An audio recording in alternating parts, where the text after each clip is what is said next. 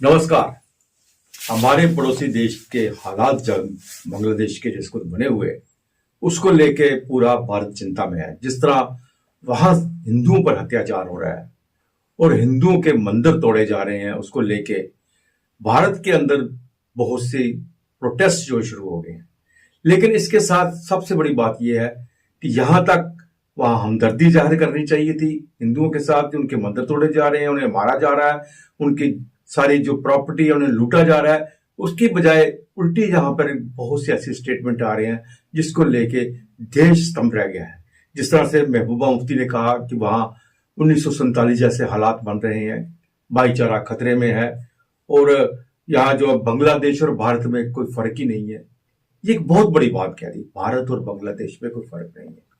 यहाँ 24 करोड़ अगर मुसलमान रह रहे हैं तो लग नहीं रहा कि इतनी आबादी पाकिस्तान की भी नहीं होगी, बांग्लादेश में भी इतनी आबादी नहीं होगी मुसलमानों की, तो यहाँ पे रह रहे हैं। उसके बावजूद ऐसे बयान देना देश के अंदर वो एक घातक सिद्ध हो सकते हैं।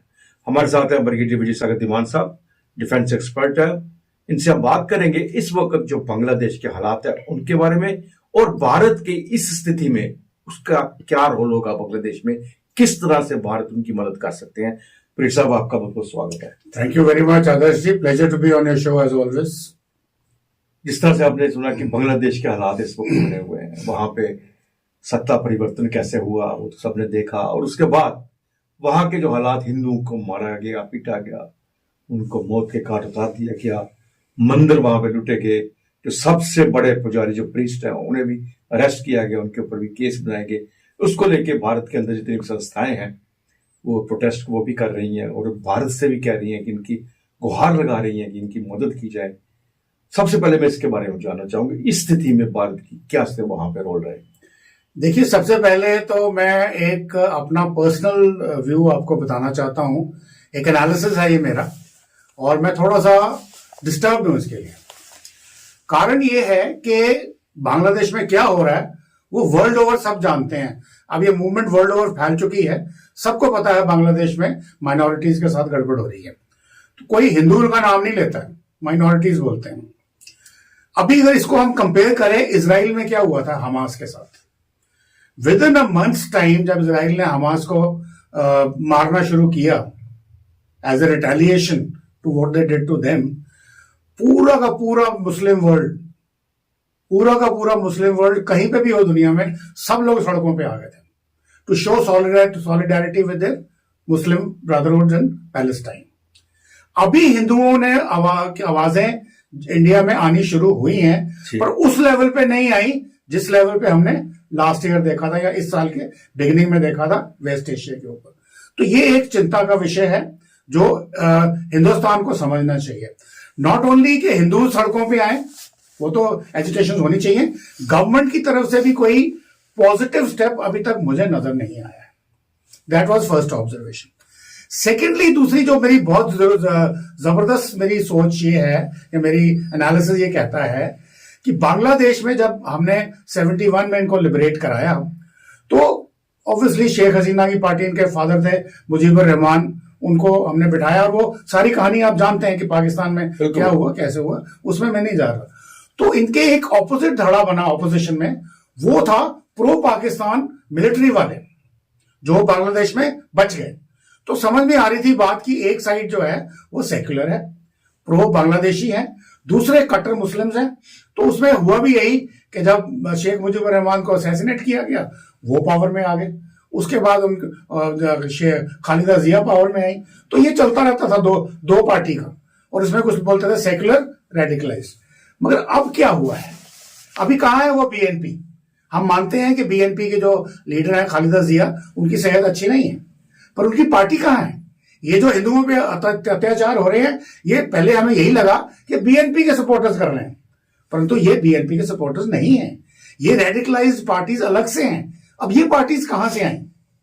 अब संक्षिप्त में आपको सिर्फ ये बताऊंगा कि बांग्लादेश में जो कुछ हुआ उसके पीछे रीजंस तो कई हो सकते हैं, पर मेन रीजन ये था कि अमेरिका चाहता था बांग्लादेश से एक आइलैंड जहां पे वो अपना बेस बनाना चाहते थे to control China in Indo Pacific ocean, इस एरिया के अंदर। वो शेख हसीना ने मना किया। उसके बाद उन्होंने शेख हसीना, चूंकि उनका प्रोलॉन्ग्ड रूल चल गया था, तो कुछ एंटी इनकम्बेंसीज भी होती हैं, कुछ गलतियां भी होती हैं, उन सब चीजों को एक्सप्लॉइट करना शुरू किया। उसके लिए उन्होंने खड़ा किया एक आदमी कॉल्ड मोहम्मद यूनुस। मोहम्मद यूनुस एक ऐसी शख्सियत है जिसको नोबेल प्राइज हासिल है माइक्रो फाइनेंस में विद इन बांग्लादेश में। अब वो माइक्रो फाइनेंस उन्होंने कैसे कराया? ऐसी कौन सा जादू का अलादीन का चिराग था कि उन्होंने रगड़ा तो बांग्लादेश के गरीब लोग एकदम से अमीर हो गए, या उनको फायदा हो गया, जी इन्होंने कोऑपरेटिव बनाया माइक्रो फाइनेंस, इनको नोबेल प्राइज दे दीजिए। वो फंडिंग सारी सीआईए की तरफ से हो रही थी पीछे से, यानी कि मोहम्मद यूनुस को एक प्रोप्ट किया जा रहा था। उसके बाद उसी आदमी को नोबेल प्राइज दिलवाते हैं, उसी आदमी को कांग्रेशन लेवल यूएस में 2 अवार्ड्स मिलते हैं उस लेवल के। अभी हमने तो कल तक उसका नाम नहीं सुना था, और वो बांग्लादेश में रहता भी नहीं है, वो रहता था जर्मनी में। तो ये जो तख्ता पलट की एक स्कीम थी अमेरिकन डीप स्टेट की, सीआईए, फिर उनकी foundations headed by George Soros and ये सैम पिट्रोडा वगैरह, ये जो सारी उनका टूल किट चलता है कि वो बनाते हैं, वो एक साजिश थी जो उन्होंने कभी शायद अपना वियतनाम में करी, फिर अफगानिस्तान में करी, फिर कहीं इराक में करी, एंड क्यूबा में करी, कहां कहां बताएं, वेनेजुएला में करी। वही चीज उन्होंने चलाई बांग्लादेश के अंदर। अब बांग्लादेश में शेख हसीना को तो निकाल दिया, मोहम्मद यूनुस की इंटरिम गवर्नमेंट बना दी। तो अब क्या प्रॉब्लम है? अब बीएनपी अगर नहीं है, जो रेडिकलाइज पार्टी है, जो कट्टर मुस्लिम समझी जाती थी, एंटी हिंदू समझी जाती थी, वो लोग नहीं है, तो फिर ये नए लोग कहां से आ गए? वही मैं जानना चाहता हूं आपसे। तो जब अमेरिका का ये रोल रहा वहां पे जो भी था, उसके बाद ये सांप्रदायिक हिंसा वहां पे क्यों हुई? तो उसकी मतलब क्यों जरूरत आन पड़ी? तो ये सांप्रदायिक जो हिंसा आपने बताई है, ये भी इंजीनियर्ड है। हमारे इंडिया में इस वक्त मणिपुर में प्रॉब्लम चल रही है, there are problems elsewhere, Jammu Kashmir में तो थी, तो कंट्रोल में आ गई, तो उसको भी टारगेट किया जा रहा है, म्यांमार में भी चल रही है। उसको देखते हुए ये एक अमेरिकन डीप स्टेट का बिगर प्लान है। तो ये जो हिंदुओं की जो पहले बताते हैं कि 71 में शायद 27% थी, मेरी फिगर गलत हो सकती है, वो आज रह के घट के 8% रह गई है। तो क्या हुआ? चलो ये तो हमने मान लिया हिंदुस्तान के खिलाफ आपने कुछ करना था, बिल्कुल। पर एस्कॉन वाले जो लोग हैं, इंटरनेशनल कृष्णा कॉन्शियसनेस जो है, वो क्या इंडियंस हैं क्या? वो हिंदू धर्म मानते हैं, और उनके जो मंदिर हैं या उनके जो सेक्ट है वो दुनिया भर में फैला हुआ, उनके members all over the world हैं, अमेरिका में बल्कि सबसे ज्यादा हैं।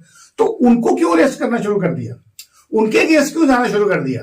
तो ये एक रेडिकलाइज थिंकिंग है जो एक, मैं कहता हूं, 3rd लेवल पे आई है बांग्लादेश में, बियॉन्ड बीएनपी। तो ये एक बहुत बड़ी कॉन्स्पिरेसी है।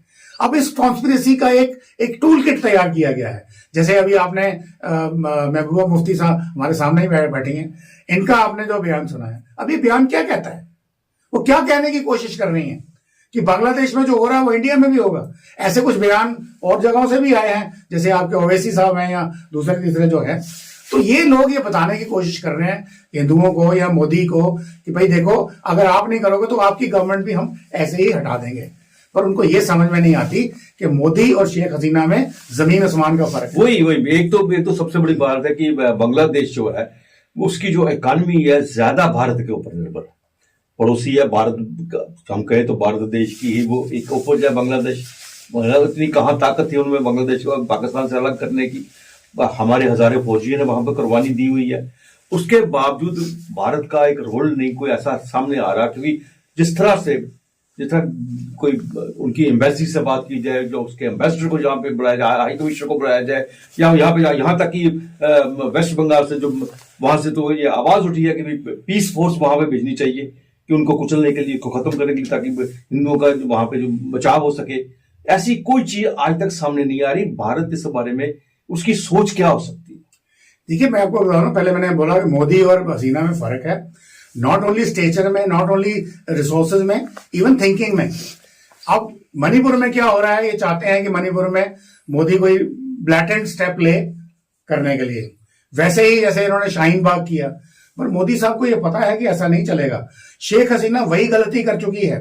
इन्होंने स्टूडेंट्स को प्रॉप अप किया, मतलब थर्ड पार्टी बीएनपी के अलावा स्टूडेंट्स को प्रॉप अप किया, और साथ में उनको शेख हसीना ने रजाकार बोल दिया, फिर उनके ऊपर गोलियां चलवा दी। अब नेचुरली ये जो बातें हैं जो आम आदमी है उसके गले में नहीं उतरेंगे। फिर जो बांग्लादेश का स्टेचर बन रहा था, economic stature as a leading textile exporters in the world, वो थोड़ा कोविड की वजह से नीचे चला गया। और उसको फर्दर जो अमेरिकन डीप स्टेट है या चाइनीज डीप स्टेट है, इन्होंने भी मिलकर के उसको करने की कोशिश की है। तो इस तरीके से वो फर्क बहुत है। अब वो फर्क अगर महबूबा मुफ्ती को नजर नहीं आ रहा तो फिर मेरे ख्याल में यहाँ तो उनकी समझ पे हमें थोड़ा सा क्या आश्चर्य होता है। या फिर मैं कहूंगा, मैं फिर ये कहूंगा कि वो बरगला रही हैं अपनी भोली भाली जनता को एक गलत फैक्ट और गलत पिक्चर देकर। नहीं, एक चीज है, एक तो कह रही है 1947 जैसी स्थिति बन रही है, यहाँ पे भाईचारा खत्म हो रहा है, सुरक्षित नहीं है यहाँ पे मुसलमान। दूसरी वो बांग्लादेश को और भारत के साथ मिला रही है, एक जैसी स्थिति है, जबकि आप हमारे देश के अंदर विभिन्न स्थिति है। बांग्लादेश के साथ किस तरह मिला सकते, किस तरह उसका कंपेयर कर सकते? देखिए, मजेदार बात यह है कि जब वो कहती है कि हमारे यहाँ 47 जैसी स्थिति है, तो मैं उनको ये याद दिलाना चाहता हूँ 47 में खैर मैं भी नहीं था, पर जो मैंने अपने बुजुर्गों से सुना है, जम्मू कश्मीर के अंदर हिंदू मुसलमान का एक बड़ा अच्छा भाईचारा था।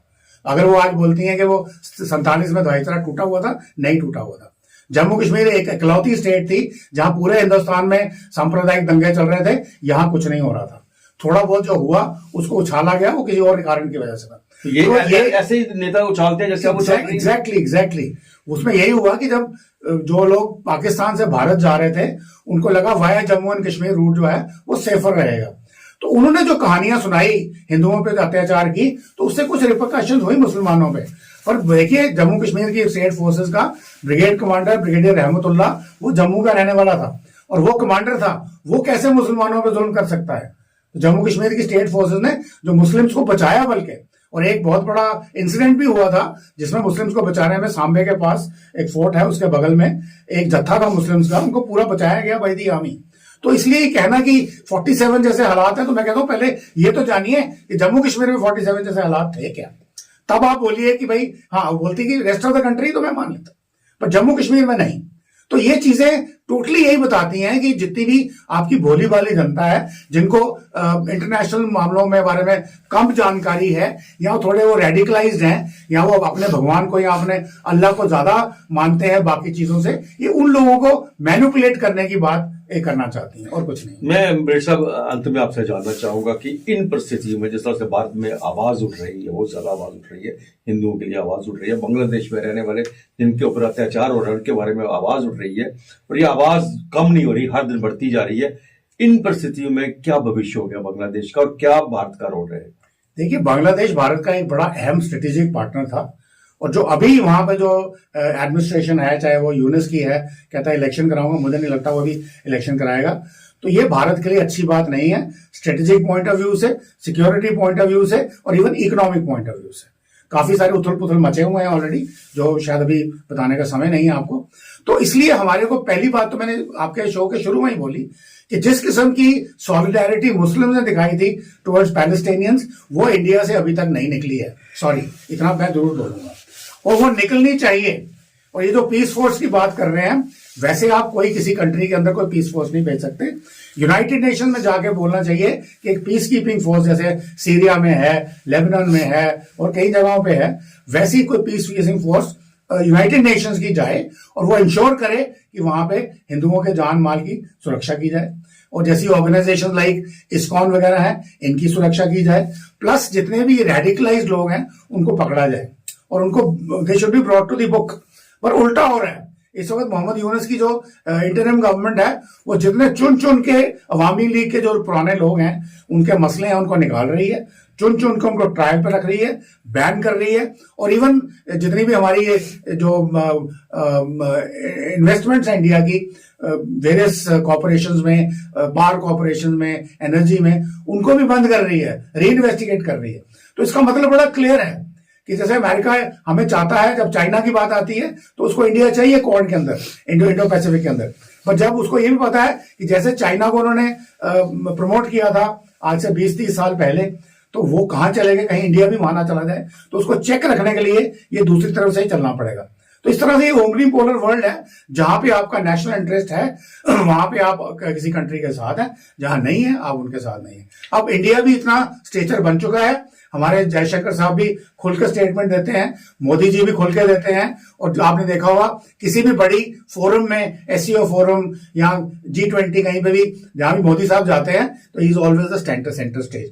अब हमारा वो जो सिस्टम है वो बदल चुका है और हमें खुल के बोलना चाहिए और ऐसी चीजों को कंडेम करना चाहिए openly, may be threaten them कि अगर आपने हिंदुओं को मारना नहीं बंद किया तो वील हैव 1971 जैसा एक और ऑपरेशन अंदर कर देंगे। And today we are much stronger और हमें शायद अंदर 12-13 दिन की भी जरूरत नहीं पड़ेगी, कम कर सकते हैं। परंतु वर्ल्ड लेवल को देखते हुए ऐसी थ्रेट देना शायद मोदी जी के लिए ठीक नहीं है। परंतु यूनाइटेड नेशन सिक्योरिटी काउंसिल में यह आवाज जरूर उठानी चाहिए कि कम से कम पीस कीपिंग फोर्स जरूर भेजिए।